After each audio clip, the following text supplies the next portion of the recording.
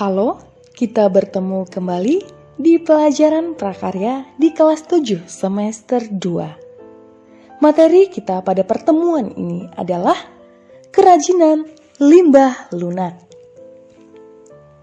Tujuan pembelajaran kita adalah memahami pengertian sejarah jenis sifat dari karakteristik dari bahan limbah lunak berdasarkan rasa ingin tahu dan peduli lingkungan.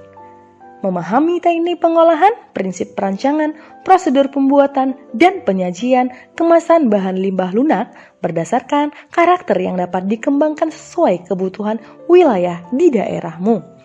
Merancang, membuat, menguji, dan mengkomunikasikan produk kerajinan bahan limbah lunak daerah setempat berdasarkan teknik dan prosedur yang tepat berdasarkan orisinalitas ide dan cita rasa estetis diri sendiri dengan penuh disiplin dan rasa tanggung jawab. Ini adalah limbah di sekitar kita. Amatilah gambar-gambar limbah di sekitar kita ini. Ungkapkan pendapatmu tentang limbah di lingkungan sekitar yang tertera pada gambar di atas. 1. Apakah kamu pernah memikirkan dampak sampah? 2. Gejala apakah yang terjadi jika limbah-limbah tersebut dibiarkan begitu saja? 3. Apa tindakan yang dapat kita lakukan untuk mengatasi limbah tersebut? Indonesia memiliki kekayaan dan keindahan tanah air dengan beribu pulaunya berkat anugerah dan karunia Tuhan Yang Maha Esa. Sudah sepantasnya lah kita banyak bersyukur dan menjaganya agar dapat terpelihara baik untuk kehidupan generasi mendatang. Antisipasi terjadinya dampak lingkungan akibat limbah seperti bencana banjir, pencemaran air, dan pencemaran udara membutuhkan sebuah keahlian. Sebagai generasi yang mencintai tanah air dan bangsanya, sudah tentu kamu harus peduli terhadap problematika seputar limbah ini. Tahukah kamu bahwa limbah di Indonesia telah dikelola melalui berbagai penelitian? Penelitian yang telah dilakukan oleh masyarakat di berbagai instansi, kelompok, atau perguruan tinggi yang membuat proses pemisahan dan pengolahan limbah secara baik. Contohnya, penelitian limbah cair yang telah menghasilkan biogas sebagai bahan bakar kendaraan bermotor. Penelitian tentang limbah di pusat penelitian tersebut telah banyak menghasilkan temuan-temuan yang baru guna memperbaiki dampak lingkungan seperti gambar ini. Sebagai generasi muda, kepedulian dan kepekaan terhadap lingkungan hidup perlu ditanamkan sejak dini. Mari, generasi muda, jadilah pahlawan limbah. A. Prinsip kerajinan bahan limbah lunak. Setiap makhluk hidup di bumi dalam proses kehidupannya merupakan penyumbang terbesar dari sampah atau limbah. Sampah adalah suatu bahan yang terbuang atau dibuang dari hasil aktivitas manusia sehari-hari maupun proses alam yang belum memiliki nilai ekonomis. Sampah merupakan limbah padat dengan sampah dan tempatnya yang tidak teratur di suatu tempat dapat berubah pemandangan menjadi tidak indah, menghasilkan bau tidak sedap, dan tentunya dampaknya akan merusak lingkungan. Limbah sendiri dari tempat asalnya bisa beraneka ragam. Ada limbah dari rumah tangga, limbah dari pabrik-pabrik, dan ada juga limbah dari suatu kegiatan tertentu. Limbah dapat dikelompokkan menjadi 3 bagian berikut ini. 1. Berdasarkan wujudnya, limbah dilihat dari fisiknya. Terdiri dari A. Limbah gas merupakan jenis limbah yang berbentuk gas. Contohnya, limbah dalam bentuk gas antara lain karbon dioksida, karbon monoksida, HCl, NO2, dan SO2. Seperti gambar di samping ini. B. Limbah cair adalah jenis limbah yang memiliki fisik berupa zat cair.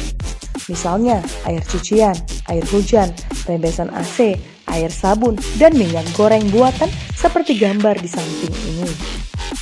C. Limbah padat merupakan jenis limbah yang berupa padat, contohnya kotak kemasan, bungkus jajanan, plastik botol, kertas, kardus, dan ban bekas seperti contoh gambar di samping ini. 2. Berdasarkan sumbernya limbah bisa berasal dari A. Limbah pertanian.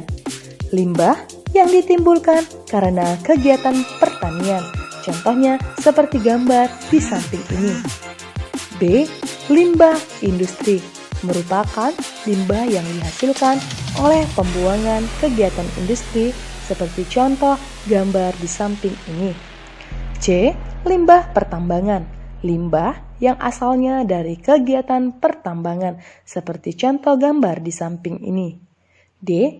Limbah domestik merupakan limbah yang berasal dari rumah tangga, pasar, restoran, dan permukiman penduduk yang lain seperti contoh gambar di samping ini.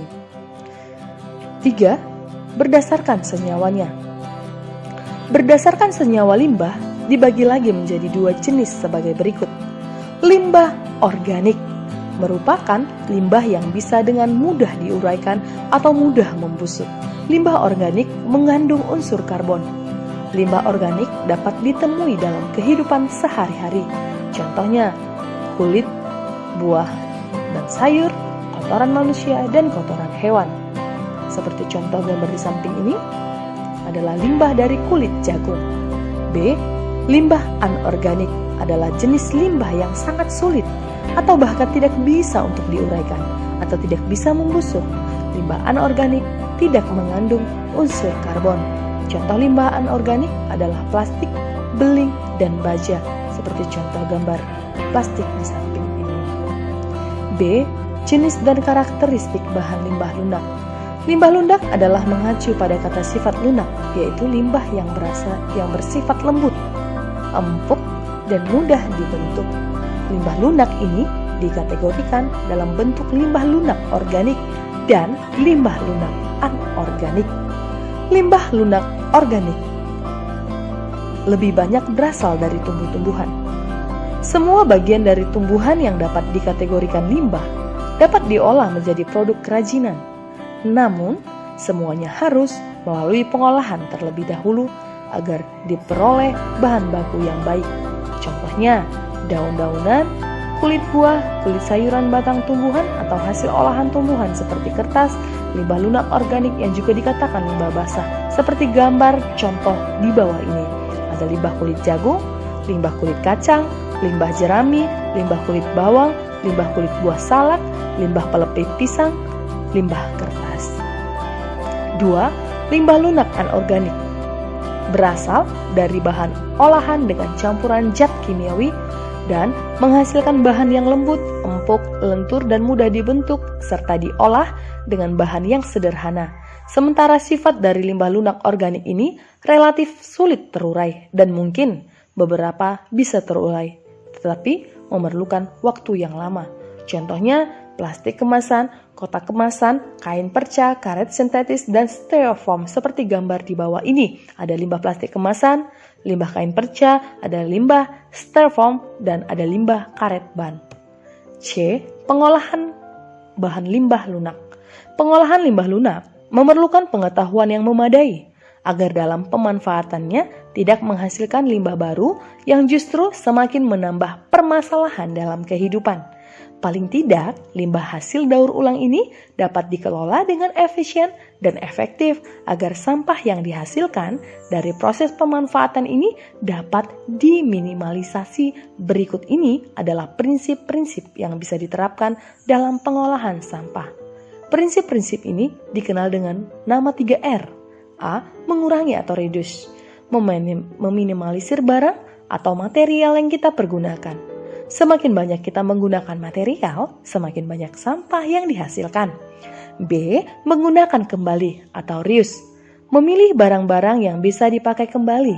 Hindari pemakaian barang-barang yang sekali pakai lalu buang. C. Mendaur ulang, barang-barang yang sudah tidak berguna didaur ulang lagi. Tidak semua barang bisa didaur ulang, tetapi saat ini sudah banyak industri kecil dan industri rumah tangga yang memanfaatkan sampah menjadi barang lain, contohnya untuk bahan kerajinan. Demikianlah pembelajaran kita hari ini. Jangan lupa tekan tombol like, komen, dan share. Terima kasih karena sudah belajar bersama dengan Sahabat Prakarya.